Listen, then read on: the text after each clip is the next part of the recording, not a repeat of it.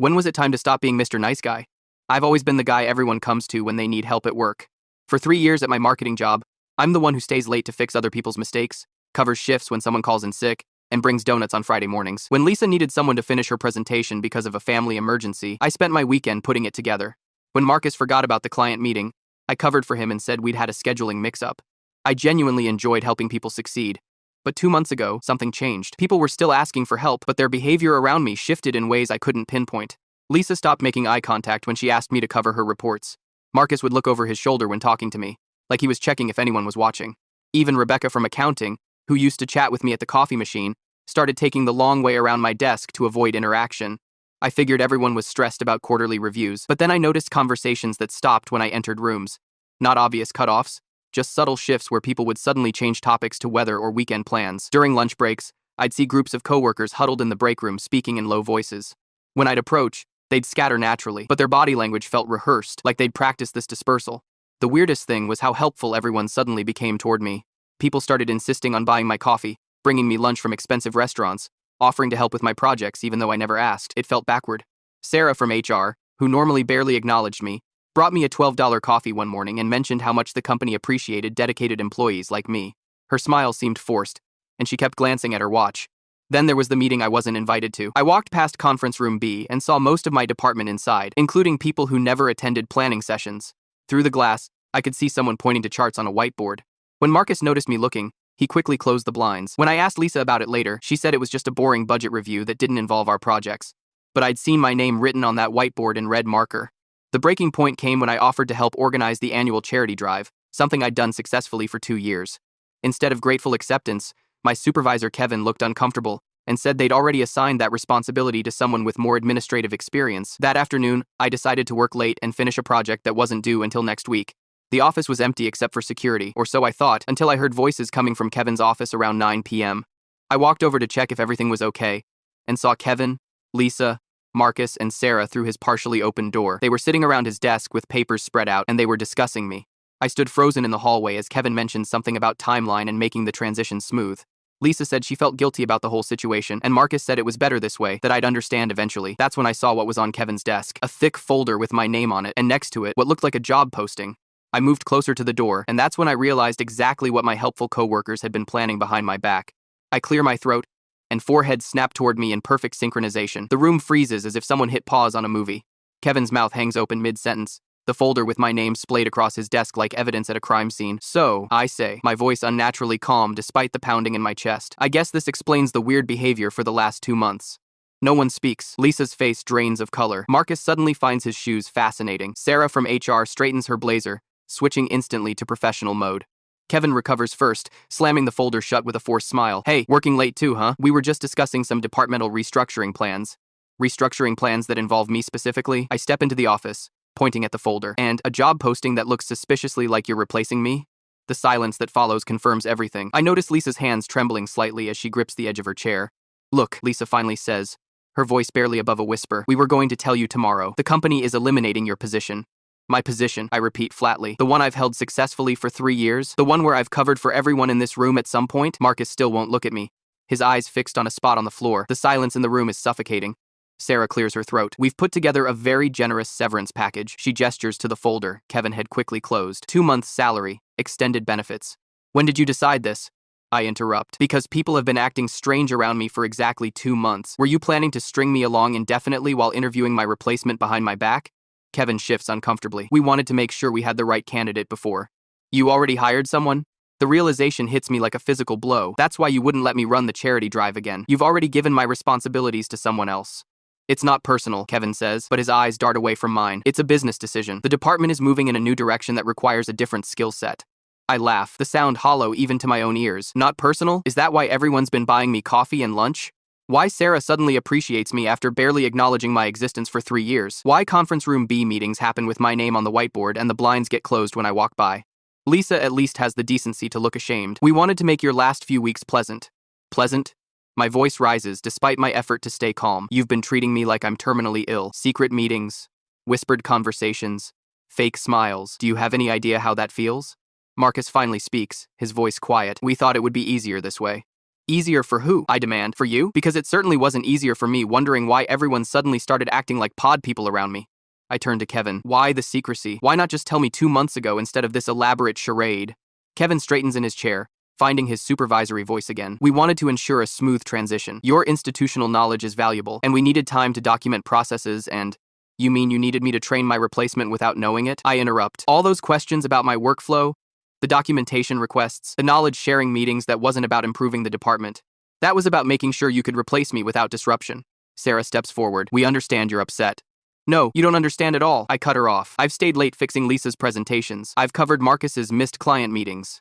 I've brought donuts every Friday for 3 years. And this is how you repay loyalty? With secret meetings and fake concern? The room falls silent again. I look at each of their faces, people I considered work friends, maybe even actual friends. Kevin, who praised my work last month during my performance review. Lisa, whose family emergency I covered for without hesitation. Marcus, who I've helped repeatedly. Sarah, who now can't meet my eyes. When were you planning to tell me? I ask, my voice quieter now. Or was I supposed to figure it out when someone new showed up at my desk? Tomorrow, Kevin says. We were going to tell you first thing in the morning. We wanted to do it properly, with HR present, all the paperwork ready.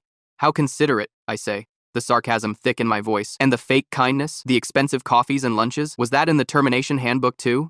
Lisa looks up, tears in her eyes. We felt terrible. We all did. You've always been so helpful, so...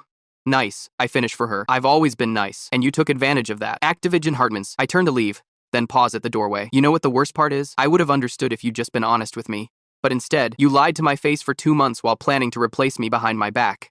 I walk out without waiting for a response, my footsteps echoing in the empty hallway. The security guard nods as I pass the front desk, oblivious to the fact that my world has just imploded.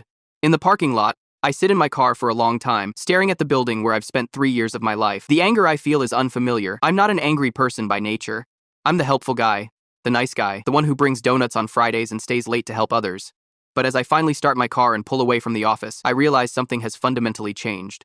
The folder with my name, the whispered conversations, the fake smiles, they've shown me exactly what being the nice guy has gotten me. Tomorrow, I'll return to collect my things and my generous severance package, but I won't be the same person who walks through those doors. Because now I know exactly what happens when you're the person everyone counts on but no one values. Being Mr. Nice Guy officially ended tonight. I wake up at 3 a.m., staring at my ceiling, replaying every moment from Kevin's office. By 6 a.m., I've given up on sleep entirely. I shower, dress, and arrive at the office an hour earlier than usual, hoping to avoid the awkwardness of running into anyone from yesterday's ambush. The moment I reach my desk, I freeze. Half my personal items are already packed in a cardboard box. My framed diploma, the photo of my hiking trip from last summer, even the stupid stress ball Lisa gave me last Christmas, all neatly arranged in a box labeled personal effects in Sarah's unmistakable handwriting. They didn't waste any time, I mutter, setting down my coffee. My computer is still there, but when I try to log in, my password doesn't work. I try again, thinking I might have mistyped it, but the system flashes, "Contact IT for assistance." After my third attempt, I hear the elevator ding and instinctively duck into the supply closet across from my desk. Through the crack in the door, I watch Lisa and Marcus walk in, speaking in hushed tones. Should have waited until he was gone, Lisa says, glancing at my half-packed desk. This looks terrible. Kevin wanted everything ready for the transition meeting, Marcus replies, looking uncomfortable. He's still got access to his email until noon. They disappear around the corner, and I slip out of the closet. Heart pounding. My email. Of course they wouldn't have shut that down, yet they need me to hand over client information. I grab my phone and log into my work email remotely. There are dozens of unread messages, but one catches my eye immediately, a group thread I'm not supposed to be on, accidentally copied to my address. The subject line reads, "Transition plan, internal only." I open it with shaking hands. It's an email from Kevin to the department and HR, detailing a complete timeline for my replacement. Interview dates going back 6 weeks. Notes about knowledge transfer sessions disguised as regular meetings. A bullet-pointed list of my responsibilities already assigned to other team members. And most painfully, a note about finding a new charity drive coordinator who can bring fresh energy to the annual event. The charity drive I'd built from nothing. 2 years of my life spent organizing, calling donors, coordinating volunteers, all dismissed as needing fresh energy. I'm still staring at my phone when Lisa rounds the corner and stops short. "Oh, you're early." Her voice is artificially bright, but her eyes dart nervously to the box on my desk. "Apparently not as early as the moving crew," I say, gesturing to my half-packed belongings. Lisa's face flushes. "That wasn't supposed to happen until after our meeting this morning. I'm so sorry." "Are you?" I ask quietly. "Because this email suggests you've all been planning this for weeks." I turn my phone screen toward her, showing the transition plan. The color drains from her face. "That wasn't supposed to go to you. Clearly, just like I wasn't supposed to walk in on your meeting last night." She steps closer, lowering her voice. "Please don't make this difficult. It's already awkward enough." "Awkward for who, Lisa? For you? Because having my desk packed up before I even arrive seems pretty difficult for me." "We've been interviewing candidates for a while," she admits. unable to meet my eyes. Kevin wanted someone with more specialized experience in digital analytics. And no one thought to tell me? I could have applied for a different position. I could have at least had some warning. Management was worried you might, she trails off. Might what? React badly? Sabotage something? After 3 years of fixing everyone else's mistakes? Lisa looks genuinely distressed. Please, just get through these 2 weeks. Take the severance package. Don't burn bridges. Before I can respond, Marcus appears with a coffee cup in hand. He stops abruptly when he sees us. Hey, he says awkwardly. Didn't expect to see you so early. Apparently that's the theme of the day. Unexpected appearances. He shifts uncomfortably. Look, about the charity drive. What about it? I ask sharply. He winces. Nothing, just that. We already asked Melissa from Creative to take it over. She has some ideas about expanding the donor base. The casual way he says it feels like a slap. So not only am I being replaced in my actual job, but you're also taking away the volunteer work I've done for 2 years? It made sense to transition everything at once, he mumbles, looking at the floor. More people start arriving, and I notice how they all take the long way around to avoid passing my desk. Rebecca from accounting spots me and quickly ducks into the break room. I follow her. Rebecca, I say, closing the door behind me. Can we talk? She jumps, nearly spilling her coffee. I can't really. I have a meeting in 5 minutes. Why is everyone afraid to talk to me suddenly? What do you all think I'm going to do? She hesitates, then lowers her voice. Management is worried about your knowledge of systems and processes. You know how everything works around here. They're afraid you might, I don't know, cause problems. So I'm being treated like a security threat because I'm good at my job? She nods slightly. They've already reassigned all your projects in the system. Kevin had IT do it last night after you left. The betrayal cuts deeper with each new revelation. I thank Rebecca quietly and head back to my desk, where I find a meeting invitation for 10 a.m. in conference room B, the same room where they'd been plotting against me. The meeting is excruciating. Kevin announces my departure to the department as if it's breaking news, avoiding my eyes the entire time. He outlines a 2-week transition period where I'll document processes and train team members on my responsibilities. Sarah from HR sits beside him, nodding encouragingly, that same fake smile plastered on her face. We're grateful for your contributions, Kevin says mechanically, and we want to ensure a smooth handoff. I nod along, saying all the right things, agreeing to their timeline. I promise to document everything, to be thorough, to make sure nothing falls through the cracks. I'm the picture of cooperation. But inside, my mind is racing. For 3 years, I've covered for everyone in this room. I've fixed Lisa's presentation errors at midnight. I've taken Marcus's client calls when he forgot meetings. I've caught Rebecca's accounting mistakes before they became problems. I've been the safety net that kept the department running smoothly. And as I sit there, smiling and nodding, I realize they have no idea what they've just done. They think they're losing an employee. They don't understand they're losing the person who's been hiding their incompetence all along. 2 weeks. 2 weeks to plan exactly how to show them what happens when Mr. Nice Guy stops being nice. I walk into the office Monday morning with a completely different mindset. No more Mr. Nice Guy. No more covering for incompetent coworkers. No more staying late to fix other people's mistakes. Just me, doing exactly what my job description requires, nothing more, nothing less. Lisa waves tentatively from the break room, coffee cup in hand. Made a fresh pot if you want some. I walk past without acknowledging her. For 3 years, I've smiled and thanked people for the bare minimum. Not anymore. By 10 a.m., the first cracks begin to show. Lisa bursts into my cubicle, panic evident in her eyes. The quarterly presentation for the executive team, I can't find the updated charts. I thought they were in the shared drive, but did you check the analytics folder? I ask flatly, not looking up from my screen. Yes, but the numbers don't match what we discussed last week. I continue typing. That's because you're looking at the raw data. You need to apply the formula we've been using for the past year. Could you just, she gestures helplessly at her laptop, it would take you 5 minutes. I finally look up. I'm documenting my processes for the transition, as requested. I don't have 5 minutes. The color drains from her face. My presentation is in an hour. Good luck, I say, turning back to my screen. She stands there for a moment, waiting for me to relent like I always have. When I don't, she walks away, muttering under her breath. By lunchtime, word has spread. Marcus hovers awkwardly by my desk, clutching a folder. Hey, about the Westridge client meeting this afternoon. What about it? I continue organizing files, not bothering to look up. I can't find the proposal we discussed. The one with the tiered pricing structure? It's in the client folder, where it's supposed to be. I looked, but there are like 20 documents in there and I'm not sure which version is final. I shrug. The final version is labeled final in all caps, like it has been for every proposal for the past 3 years. He shifts uncomfortably. Could you just point me to the right one? The client's expecting detailed numbers and I'm sure you'll figure it out, I say, standing up. I'm going to lunch. As I walk away, I hear him frantically clicking through files, muttering curses. By Wednesday, the department is in chaos. Lisa's presentation to the executive team went so poorly that she was asked to redo it entirely. Marcus misquoted pricing to the Westridge client, who is now threatening to take their business elsewhere. 3 other projects are behind schedule because no one can find the right files or remember the correct processes. Kevin calls an emergency meeting in conference room B, the same room where they plotted against me. I sit quietly as he paces at the front, his face flushed with frustration. We need to address the transition issues, he says, avoiding my gaze. There seems to be some confusion about workflows and processes. I'm documenting everything as requested, I say calmly. My notes are thorough and detailed. Off. Yes, but Kevin glances around the room. There seem to be gaps in practical application. Lisa jumps in, her voice tight. The documentation doesn't explain the shortcuts you've created or the workarounds for the system limitations. Those aren't official processes, I reply. They're just things I figured out to make the job easier. The room falls silent as realization dawns on their faces. For years, I've been the glue holding everything together, creating unofficial systems and processes that made the department run smoothly. None of it was in my job description. None of it was recognized or rewarded. It was just me being helpful, being nice. Kevin clears his throat. Perhaps we need a more hands-on transition approach. Could you walk the team through some of these workarounds? I could, I say, reaching into my bag. But first, I think you should see this. I pull out a thick folder not unlike the one I saw on Kevin's desk that fateful night. Inside is 3 years' worth of documentation. Emails where I fixed critical errors at the last minute. Calendar entries showing late nights and weekends spent correcting others' mistakes. Detailed notes of every time I saved someone's project from disaster.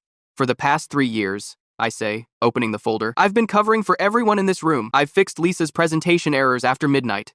I've rewritten Marcus's client proposals hours before meetings. I've caught accounting mistakes that would have cost the company thousands.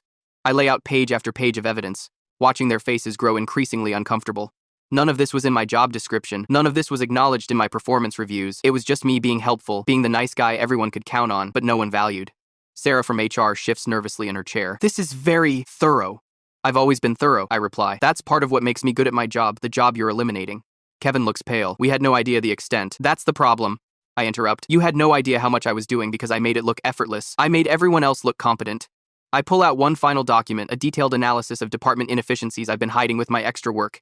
The numbers are stark. Without my unofficial contributions, productivity drops by nearly 40%. I've sent copies of this to the executive team, I say, closing the folder. They're particularly interested in why department efficiency has plummeted in the past week. The room is dead silent. Rebecca stares at the table. Marcus looks like he might be sick. Lisa's eyes are wide with shock. There's more, I continue. The accounting discrepancies I've been quietly fixing, they're significant enough to trigger an internal audit, which is exactly what's happening next week. Kevin's face goes from pale to ashen. You reported the discrepancies? No. I correct him. I stopped hiding them. There's a difference. I stand up, gathering my papers. For 3 years, I've been the safety net that kept this department running smoothly. You decided that safety net wasn't valuable enough to keep. Now you get to see what happens when it's gone. As I walk toward the door, Kevin calls out, "Wait, what do you want? What do you want?" I turn back, looking at each of their faces, people I once considered friends, who plotted behind my back for 2 months. I want exactly what you're giving me, I say calmly. A clean break, no more fixing your mistakes, no more covering your incompetence, no more being the nice guy who gets taken advantage of. I walk out, leaving them to face the mess they've created. The charity drive coordinator position is the least of their worries now. They're about to learn exactly how dependent they've been on the person they decided to replace. Being Mr. Nice Guy officially ended the moment I walked in on their meeting, but the consequences of that decision, those are just beginning. 3 days after my department confrontation, I'm summoned to a meeting with Kevin and the executive team. I expect it to be my formal dismissal. Maybe they've even decided to skip the 2-week transition period altogether. What I don't expect is the silence that greets me when I walk in, or the thick folder sitting in front of the empty chair clearly meant for me. Please, sit down, says Elaine, our COO, a woman I've only seen in company-wide meetings and holiday parties. I take the seat, noting how Kevin can't quite meet my eyes. Sarah from HR sits to his left, her professional mask firmly in place, but her fingers nervously tapping against her notepad. We've reviewed your documentation, Elaine continues, nodding toward the folder I'd presented during our last department meeting, and the executive team has some concerns about the current marketing department structure. I say nothing, waiting. I've spent 3 years filling silences, making others comfortable. Not anymore. The efficiency report you compiled is troubling, she says, as is the accounting discrepancy documentation. The audit team has confirmed your findings. Kevin shifts in his seat. The situation has been reassessed, he says stiffly, like he's reading from a script. We've determined that your position is, in fact, essential to department operations. I almost laugh. You mean you've determined that firing me would expose how dysfunctional the department actually is? Sarah winces, but Elaine nods. Frankness is appreciated at this point. Yes, your documentation makes it clear that you've been compensating for significant structural inefficiencies. So what now? I ask. You keep me around to hide the problems instead of fixing them? Elaine slides the folder toward me. Actually, we'd like you to fix them. I open it to find a job, offer a management position with a substantial raise, reporting directly to Elaine instead of Kevin. The title reads, Director of Marketing Operations. We need someone who understands the systems and can implement accountability measures, Elaine explains. Your analysis showed exactly where the weaknesses are. Quote, and what about the person you already hired to replace me? Kevin clears his throat. They've been offered a different position in another department. I look through the offer details, noting the salary is nearly double my current one. And Lisa and Marcus? Sarah speaks up. They've both been placed on performance improvement plans based on your documentation. Their continued employment depends on measurable progress over the next 90 days. I close the folder. Why should I trust this offer? You were all perfectly willing to replace me 2 weeks ago. Because this comes with actual authority, Elaine says. The power to implement the changes you've identified as necessary, including staffing decisions. Kevin finally looks me in the eye. I handled this poorly, he admits. I let personal relationships cloud my judgment. Lisa and Marcus have been friends for years, and I overlooked their performance issues because of that. You didn't just overlook them, I say. You were going to fire the person covering for them. He nods, looking genuinely ashamed. It was unprofessional and unfair. I apologize. I consider the offer. It's more than I expected, but I'm not the same person I was before I walked in on their meeting. If I accept, there need to be clear boundaries. I'm not covering for anyone's mistakes anymore. Everyone does their own work, or they face the consequences. That's exactly what we want, Elaine confirms. Transparency and accountability. 2 days later, I walk into my first department meeting as Director of Marketing Operations. The room falls silent as I enter, everyone watching me nervously. Lisa and Marcus sit together, their faces a mixture of resentment and fear. Rebecca avoids eye contact entirely. I place my laptop on the table and look around the room. Let's start with some changes, I say, my voice calm but firm. First, all projects will now have clear ownership and deadlines documented in our system. No more informal handoffs or verbal agreements. Lisa raises her hand tentatively. What about collaborative projects? Collaboration is fine, but responsibility still lies with the assigned owner. I reply. Second, I'm implementing a new accountability system. Weekly progress reports, visible to the entire department. No more hiding mistakes or pushing them onto others. Marcus shifts uncomfortably. That seems excessive. It wouldn't be necessary if people had been doing their jobs properly in the first place, I say, meeting his gaze directly until he looks away. After the meeting, Sarah catches me in the hallway. That was direct, she says. That was honest. I correct her. Something this department has been missing. She nods slowly. For what it's worth, I knew the original plan was unethical. I should have pushed back harder. Yes, you should have. I agree. Not offering absolution she hasn't earned. The annual charity drive planning begins the following week. I call a meeting with the department and Melissa from Creative, who looks confused about why she's there. I understand you were asked to take over the charity drive, I say to her. She glances nervously at Marcus. Yes, about 2 weeks ago. That decision has been reversed, I inform her. I'll continue to lead the drive, but with a new approach. Complete transparency on all decisions and fund allocations. Over the next month, the department slowly adjusts to the new normal. The days of me bringing donuts on Friday mornings are over, replaced by a rotating schedule where everyone takes turns. Lisa stops asking for help with her presentations and actually improves her skills out of necessity. Marcus starts double-checking his work before meetings. Kevin keeps his distance, clearly uncomfortable with our new dynamic. In our weekly check-ins, he's formal and brief, a far cry from the friendly supervisor who praised my work while plotting my replacement. The Westridge client is impressed with the new campaign, he mentions during one meeting. I know, I reply. They called me directly to discuss expanding their contract. He nods, recognizing the shift in power. Good work. As I walk back to my office, yes, I have an actual office now. I reflect on how dramatically things have changed in just a few weeks. The anger that fueled my initial confrontation has cooled into something more productive. Clear boundaries and professional expectations. I'm not the department's safety net anymore. I'm not the nice guy who fixes everyone's problems. I'm the director who holds people accountable for their work, who implements systems that don't rely on one person's goodwill to function. Rebecca stops by my office late one afternoon. People are saying you've changed, she says, hesitantly.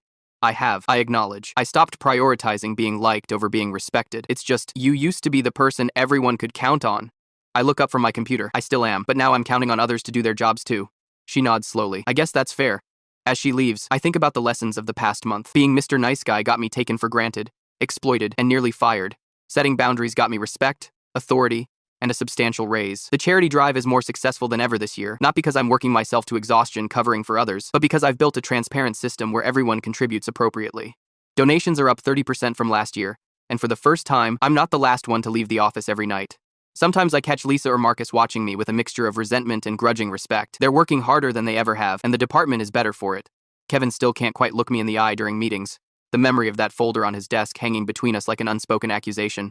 But I don't need him to like me. I don't need any of them to like me. I just need them to do their jobs.